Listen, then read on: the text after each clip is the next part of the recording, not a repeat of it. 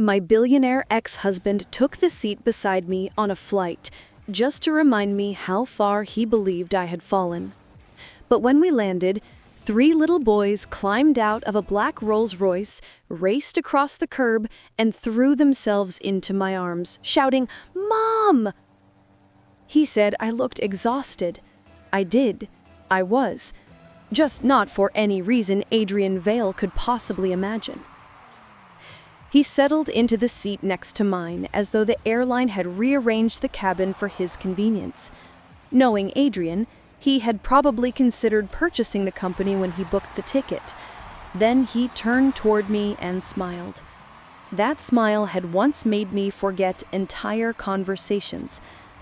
At 27, I had thought it meant warmth, confidence, safety.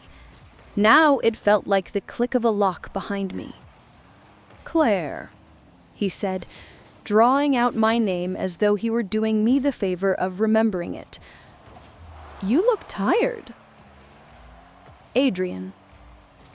That was all I gave him. It was never enough. He glanced at my plain navy coat, the laptop bag beneath my feet, and the folder balanced on my knees. "Still living in Cambridge?" he asked. "I heard the rent there has become brutal, though I suppose after what you spent fighting the divorce, everything feels expensive." His business partner, seated directly behind us, shifted just enough to make it obvious he was listening. Adrian noticed. Of course he noticed. Every word had been placed for an audience.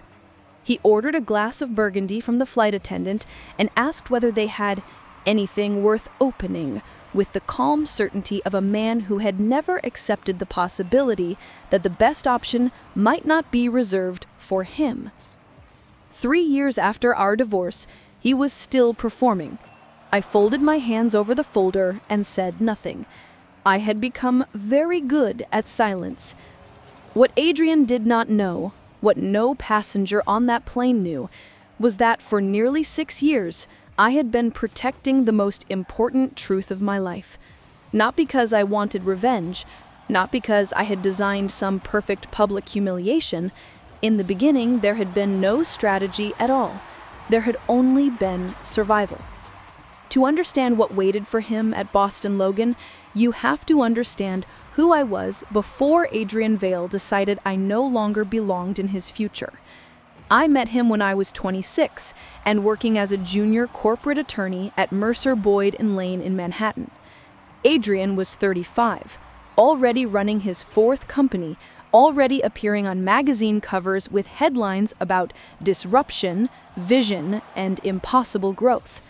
He carried himself like gravity worked differently around him. Conversations paused when he entered. People laughed half a second too quickly at his jokes. He asked me to dinner after I corrected one of his senior lawyers during a contract meeting. We dated for 7 months. He proposed in the 8th. We married before our first anniversary. At the time, the speed felt romantic. Looking back, I can see it was the first warning I chose not to hear. The prenuptial agreement was the first time Adrian showed me what love looked like after it passed through a legal department. His attorneys sent a document that would have left me with less than I brought into the marriage. It was not about protecting his fortune. Trusts and holding companies already did that. The agreement was a test. He wanted to see whether I would sign because I feared losing him. I did not. I hired my own counsel, challenged 12 clauses, and spent nearly $70,000 before we reached terms that were merely unfair instead of insulting. Adrian congratulated me as if I had passed an interview. "You're tougher than you look," he said. I should have understood he admired resistance only when he believed he could control it. We were married for 4 years. From the outside, those years looked polished. We had a townhouse in Beacon Hill, a summer property in Nantucket, charity dinners, private flights, and photographs where my hand rested on his arm. Inside the marriage, I became smaller by degrees. I left Mercer Boyd & Lane when Adrian offered me an in-house counsel position at Vale Meridian. The salary was better, the work challenging, and I believed building something beside my husband made us partners. But my clients became his companies. My reputation became tied to his name. My colleagues reported to people who reported to him. Our breakfast could shape my entire workday. By the time I saw how fully my career belonged to his empire, leaving meant losing everything. The marriage ended Monday evening in his library. Adrian sat in the gray leather chair he used whenever he had already decided the outcome. A folder rested beside him. "I've had the documents prepared," he said. "This can remain private if we handle it sensibly." I stared at the folder. Documents for what? He looked annoyed that I made him say it. The divorce. There was no confession, no shouting, just a man presenting the end of our marriage like a corporate restructuring. I asked whether there was someone else. "That isn't relevant," he said, which meant yes. Her name was Vanessa Rowe, his chief of staff. Brilliant, controlled, and always close enough to hear what Adrian wanted before he said it. By the time the papers arrived, I learned their relationship had begun 18 months earlier. The proceedings lasted 8 months. Adrian's team challenged every request, delayed every disclosure, and enforced a non-compete clause that blocked me from the financial sector I knew best. 2 weeks before the divorce became final, I woke before dawn with nausea so sharp I barely reached the bathroom. I blamed stress. Then I missed my period. I bought 3 tests across town because I feared someone near home might recognize me. All 3 were positive. I sat on the bathroom floor until the tiles became cold beneath my legs. My first thought was that Adrian had to know. My second was that I no longer knew how to reach him. I tried his personal number first. A recording said the line was no longer in service. I called Vale Meridian and asked for Adrian. The receptionist transferred me to Vanessa. "Mr. Vale is unavailable," she said. "It's urgent." "Everything is urgent after a divorce," she replied. "Leave a message." I told her I was pregnant. Her voice did not change. "I'll make a note." Adrian never called. The next morning, I contacted his attorney, Martin Keller. He listened, then said all communication had to proceed through counsel. "I am carrying his child," I said. "Miss Bennett, speak with your own lawyer before making claims with legal consequences." It sounded professional. It was not advice. It was a warning. I hired Lena Ortiz, a family law attorney known for dismantling powerful men with perfect manners. When I finished, she leaned back. "You have the right to notify him," she said. "Whether the people around him let that information reach him is another matter." We sent a certified letter to Keller's office. It confirmed the pregnancy and conception date. The envelope returned 6 days later. Keller's firm claimed it no longer represented Adrian personally. His new counsel was Braddock Pearson Shaw, a firm specializing in protecting billionaires from consequences. Lena sent the letter again. No answer. We emailed. No answer. I called twice and reached a paralegal who promised a response within 3 business days. 10 days passed. By then I was 9 weeks pregnant, vomiting every morning, fighting the non-compete clause, and watching my savings disappear into bills and appointments. So I went to Vale Meridian myself. Their headquarters overlooked Boston Harbor. I had worked in those conference rooms and chosen the artwork behind reception. That morning, security looked at me as if I had never belonged there.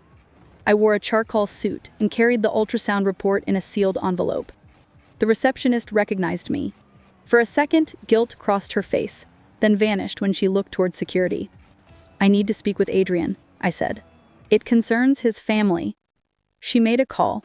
Vanessa appeared 4 minutes later. She wore cream silk and no visible emotion. "Claire, coming here is inappropriate. I've called. My lawyer has written. His firms keep redirecting us. Follow the established process. I am pregnant with Adrian's child." For the first time, I watched her carefully. There was no shock, not even surprise, only calculation. That was when I understood she already knew. She glanced at the envelope. "Give that to your attorney. It is a medical report. This is a corporate office. It is also the only place where anyone will admit Adrian exists." Her mouth tightened. "I'll inform him that you came. Let me tell him myself. He is in a meeting. I'll wait." "You won't." The words were quiet, almost gentle. Then 2 security officers approached from the elevator bank. The taller officer was Graham Cole, head of corporate security. His politeness made the humiliation sharper. "Miss Bennett, Mr. Vale has requested that all personal contact go through counsel. He doesn't know I'm here. That does not change my instructions. I only need 5 minutes. If you return without an appointment, the company may pursue a trespass order. Vanessa stood behind him, calm and immaculate, while Graham escorted me to the elevator.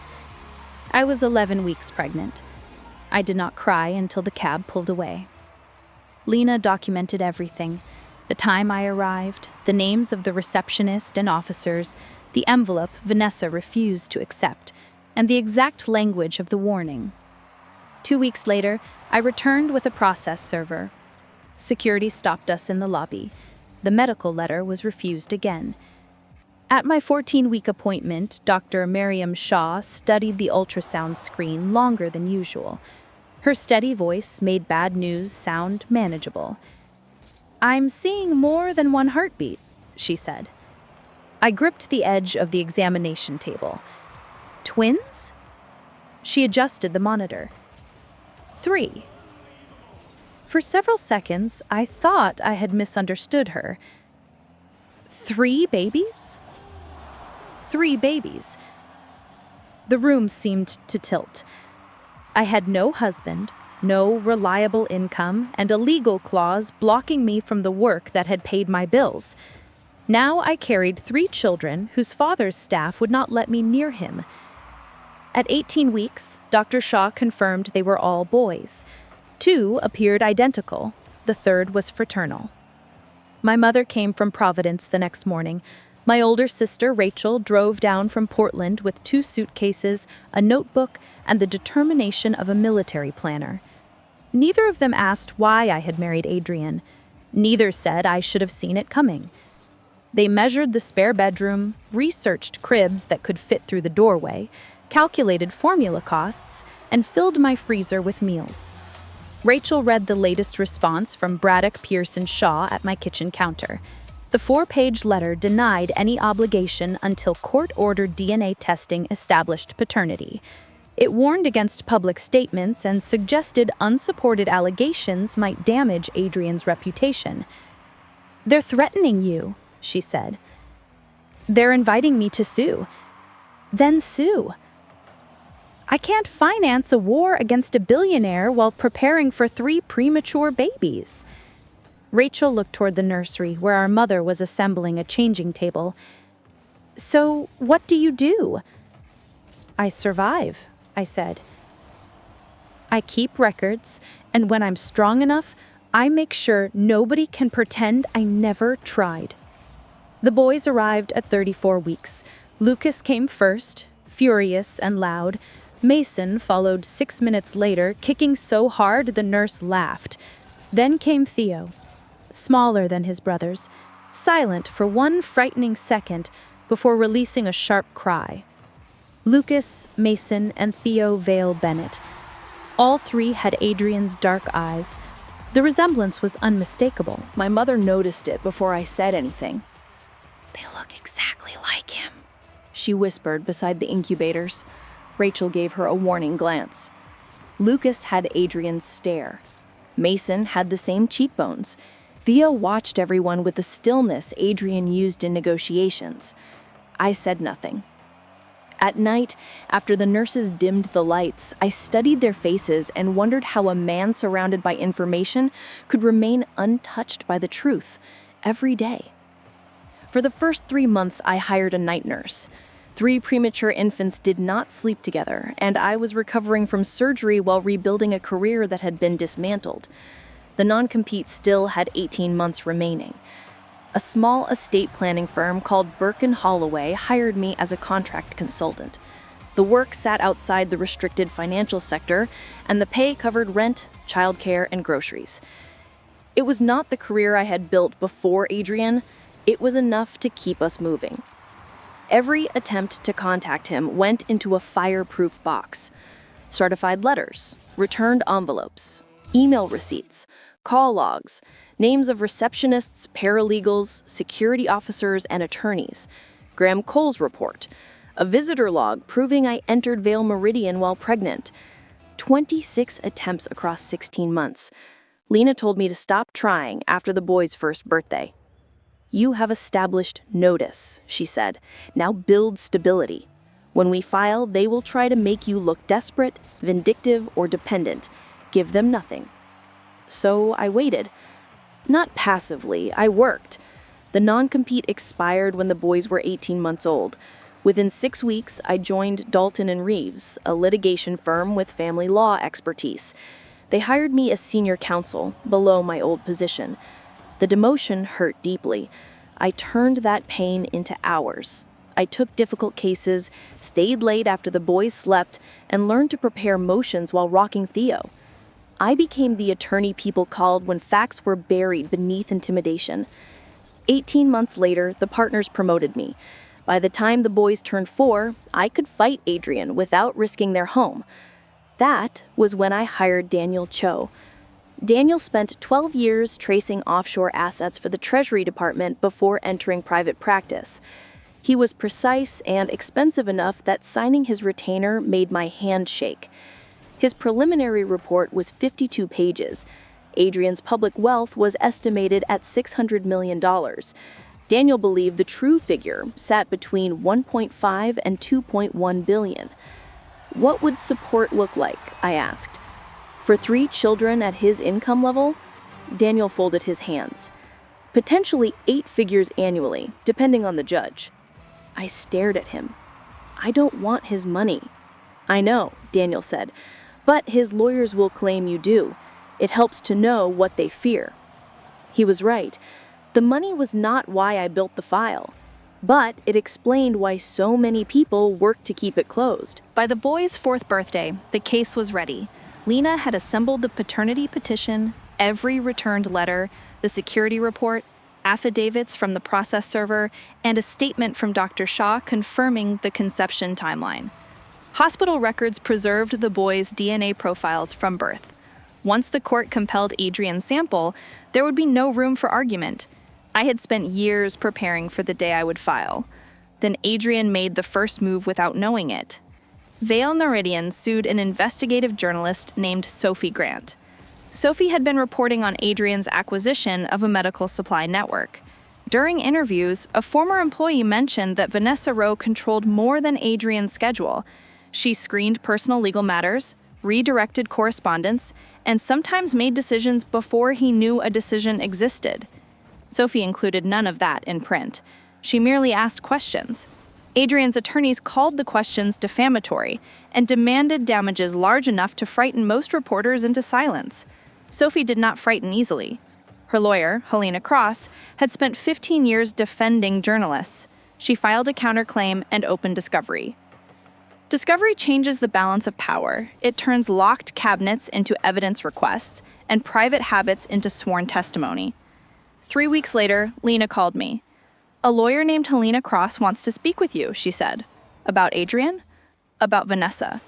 We met in Helena's office. I carried the fireproof box. Helena was calm and careful with every page. She read the first certified letter, then the second. She compared the forwarding notices, dates, and law firms. When she reached the response warning me against unsupported paternity claims, she stopped. "This firm acknowledged the subject," she said. "Yes. But Adrian's current team says he never received notice?" "Yes. And his chief of staff controlled the routing?" "That is what I believe." Helena looked at Lena, then back at me.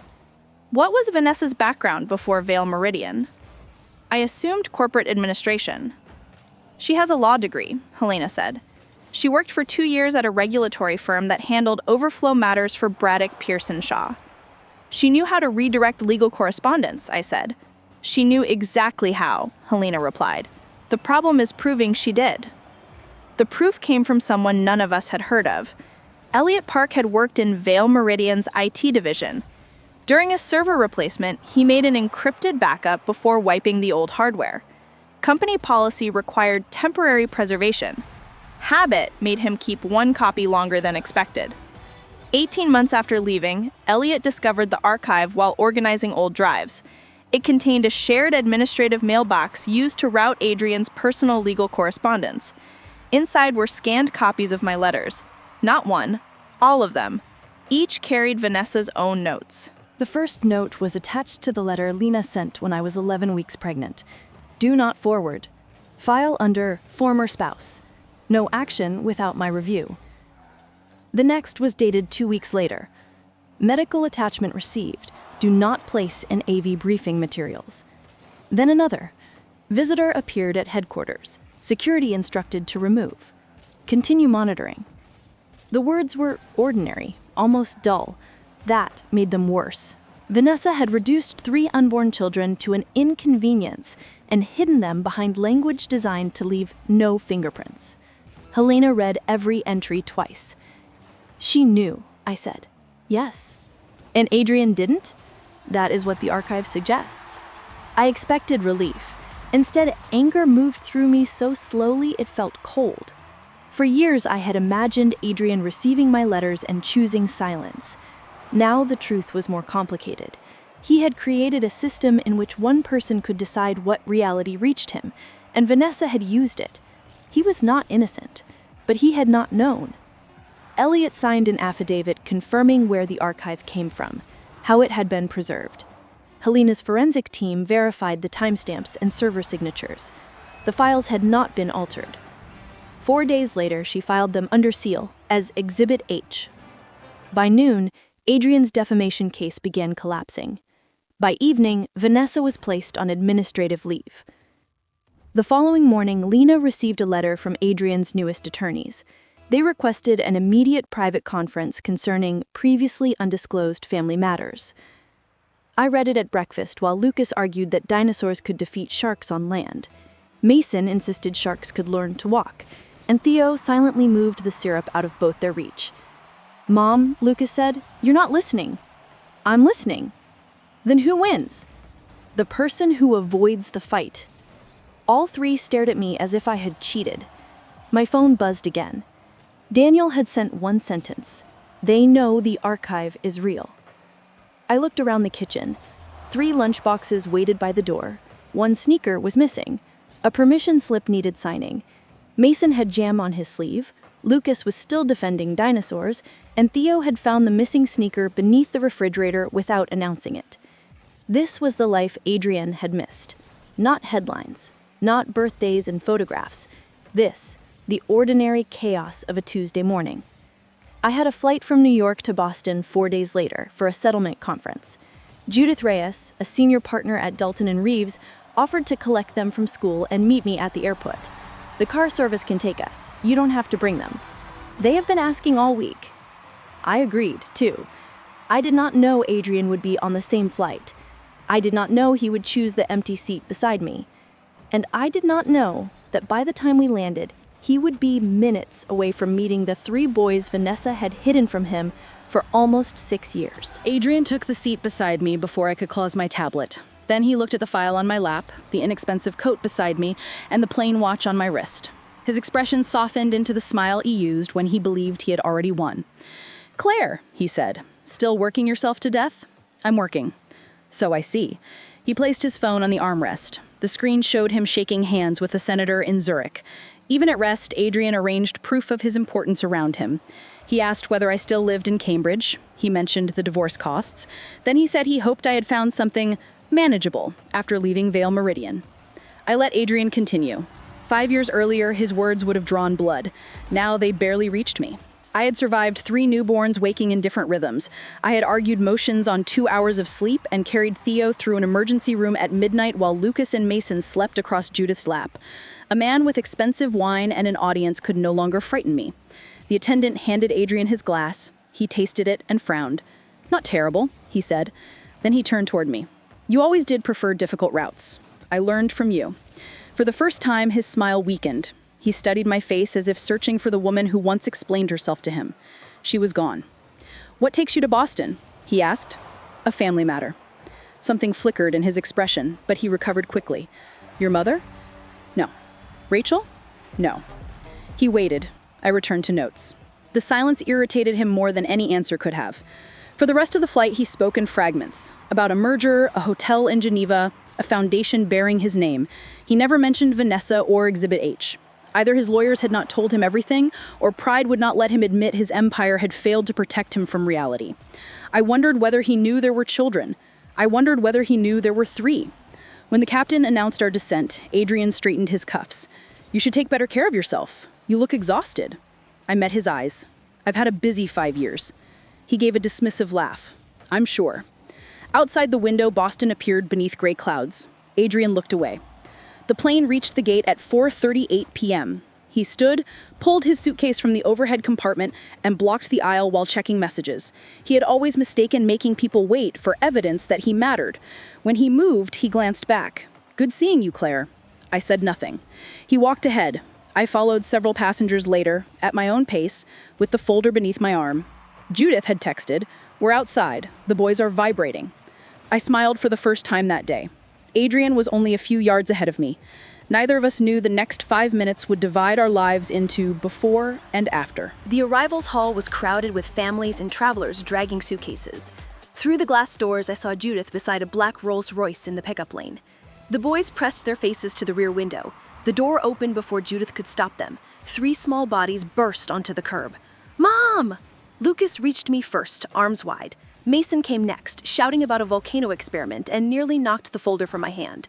Theo arrived last, wrapped both arms around my waist and pressed his face into my coat. I dropped to my knees and held all 3. For one perfect moment, there was no lawsuit, no archive, no Adrian, only my sons. Lucas pulled back. "Mom, tectonic plates move slower than fingernails grow. Did you know that?" I did not. "I'm going to be a geologist."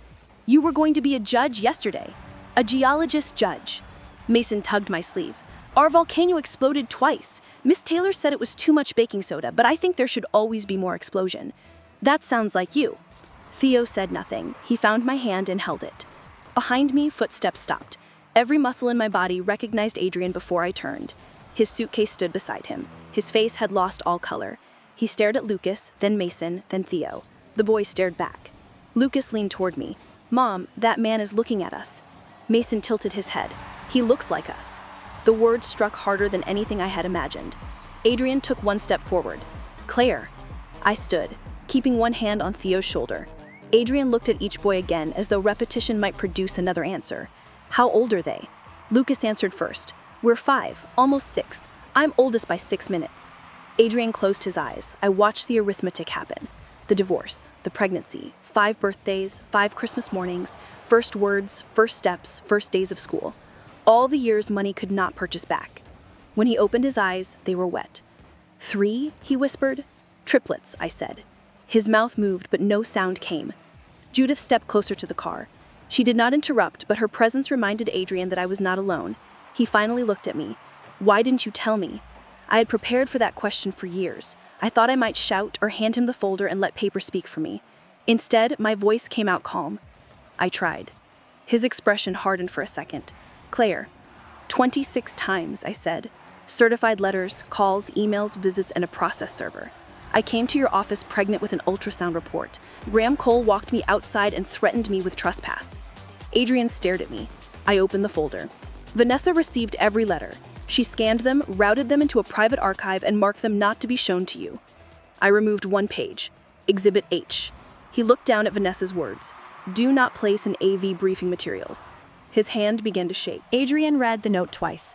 He looked toward the terminal doors, as if Vanessa might appear and explain how 5 years had vanished inside a mailbox. "I never saw this," he said. "I know." His eyes lifted to mine. "You believe me?" "I believe the server records."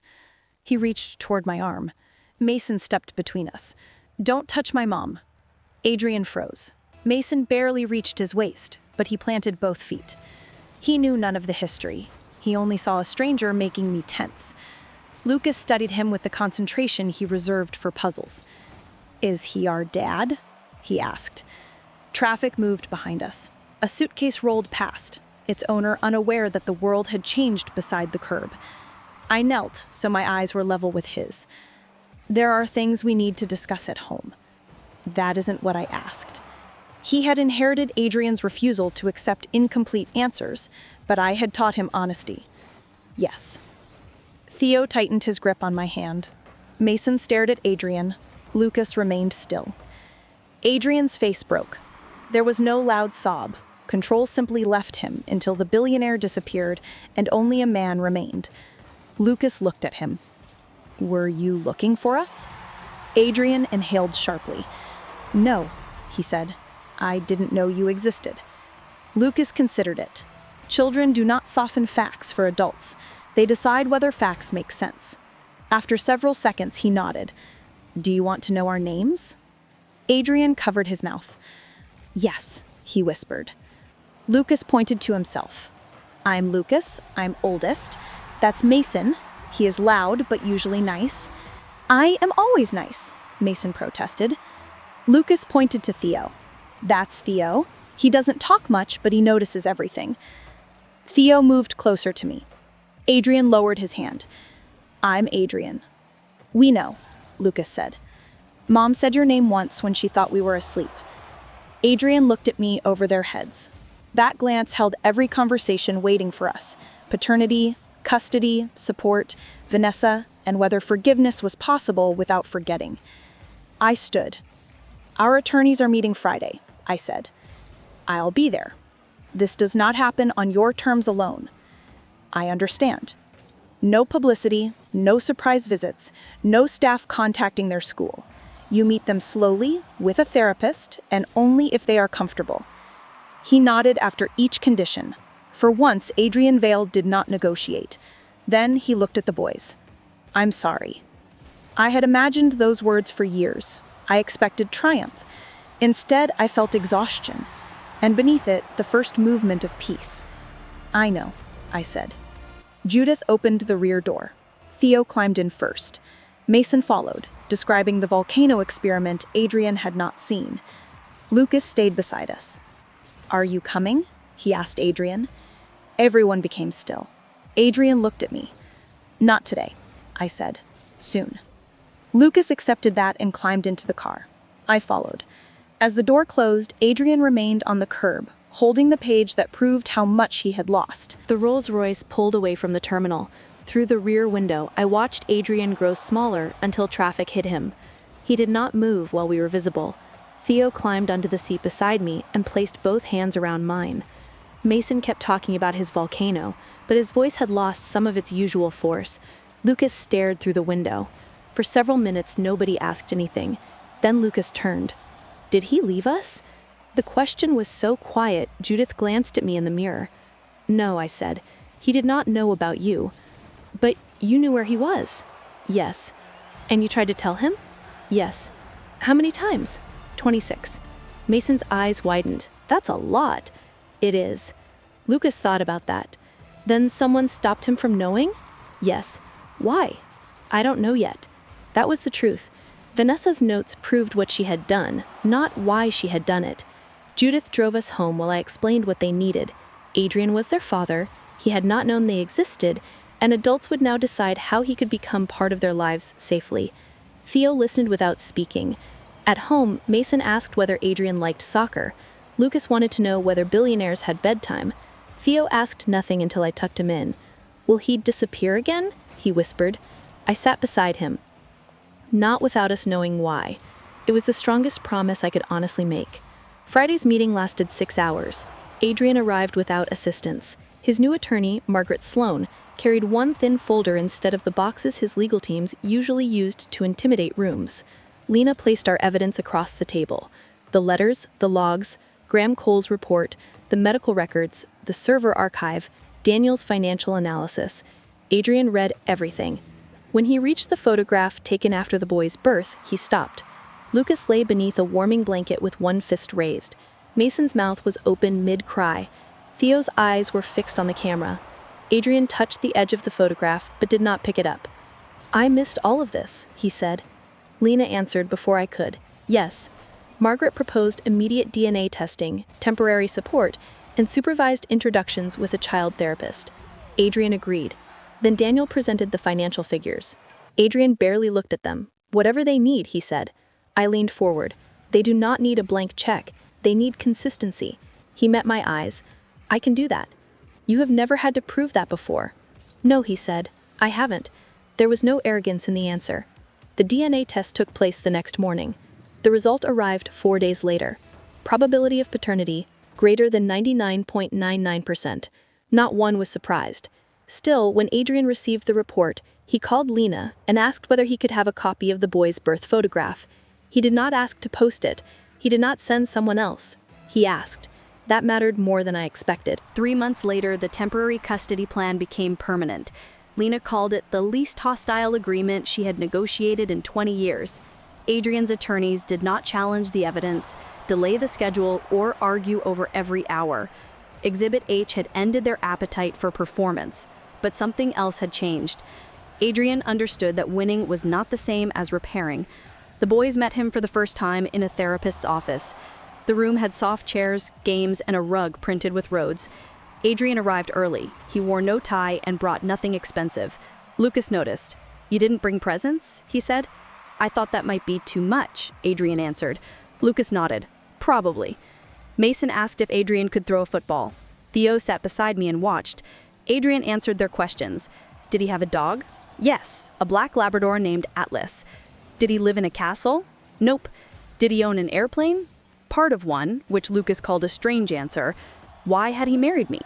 That stopped him. "Because your mother was the smartest person I had ever met," he said. Mason frowned. "Then why did you stop?" Adrian looked at me, but I did not rescue him. "I made selfish choices," he said. "And I hurt her." The therapist let the silence remain. Theo spoke. "Are you going to hurt her again?" "No," Adrian said. It was not a promise I trusted, but it was the right answer. Their visits began on Wednesdays. For the first month, the therapist stayed. Then Judith or I waited nearby. Eventually, the boys spent afternoons at Adrian's apartment. Lucas returned from the first visit with the report. "His apartment is too clean. Atlas is nice. Dad likes documentaries, but he pauses them to explain things we understand." Mason learned to throw a spiral and demonstrated by knocking over a lamp. Theo said nothing for 3 days. On Thursday morning, he sat beside me at the kitchen table and rested his head on my shoulder. "Mom?" "Yes, baby?" "I like him." My chest tightened. "That's allowed." "He's quiet too," Theo said. "He thinks before he talks." "Like you." "Like me." He returned to his cereal as if the matter were settled. Vanessa resigned from Vale Meridian in January. The company thanked her. It mentioned no archive, hidden letters, or children filed under former spouse. I never spoke to her again. For a long time, I imagined what I would say if we met. Some days I wanted an explanation. On others, I wanted her to see that her decisions had names, voices, scraped knees, and favorite stories. I did not need her reasons to name what she had done. It was deliberate, it was wrong, and it no longer controlled our lives. Adrian never asked me to forgive Vanessa. He did not defend her or make her the only villain. "I built a world where nobody questioned the person controlling access to me," he said once. "She used that power, but I gave it to her." It was the first honest thing I heard him say about himself. 1 year after the airport, Adrian joined us for breakfast on the boys' 6th birthday. He arrived early with 3 envelopes and a cake. No gifts large enough to become obligations. Lucas received a science museum membership. Mason received football tickets. Theo found a handwritten promise for 12 quiet afternoons together, 1 each month, wherever he chose. "You wrote this yourself?" "Yes." Theo folded the paper carefully. "That's good." Adrian smiled as though he had won an award. After breakfast, the boys ran into the garden. Lucas carried a book about volcanoes. Mason chased Atlas. Theo sat beneath the maple tree until Adrian joined him. I watched from the kitchen. A year earlier, I would have searched Adrian's posture for danger or control. Now I saw a father learning to sit beside a child without filling the silence. He was still difficult, still powerful, still capable of making a room revolve around him. But the boys resisted naturally. To them, Adrian's value was measured in whether he arrived on Wednesday. Most Wednesdays he did. When business pulled him away, he called himself, apologized, and rescheduled. The settlement created trusts for education, healthcare, and the boys' futures. I kept working and stayed in our house. Adrian's money gave them security without becoming the center of their lives. I did not wait for revenge. I waited until I had strength to survive the fight, evidence to protect the truth, and stability no lawyer could turn into leverage. One evening, after Adrian picked up the boys, I opened the fireproof box beneath my bed. The letters were still there. 26 attempts, returned envelopes, call logs, visitor records, the ultrasound report Vanessa refused, copies of Exhibit H. For years, that box proved I had not imagined what happened. Now it felt heavy for another reason. I scanned every page, sent copies to Lena, and closed the lid. Then I carried the box upstairs and placed it in the hall closet. Not destroyed, not forgotten, simply no longer beneath where I slept. The next morning, Theo returned for his favorite book. Adrian waited at the door while he ran upstairs. "You saved them. I protected them. And you gave me a chance I didn't deserve." I looked toward the car, where Lucas and Nason argued through the open window. "The chance wasn't for you." He nodded. "I know." Theo came down with the book pressed to his chest. Before leaving, he hugged me. "We'll be back Sunday." I believed him. That was the difference. After the car disappeared, I made coffee and sat by the kitchen window. Morning light spread across the table where 3 cereal bowls stood in a row. For 5 years, I carried the truth alone. Then I carried it into court. Now I no longer had to carry it at all. My sons knew where they came from. Adrian knew what he had lost. And I knew survival was never the end of my story. It was only how I reached the life waiting after it.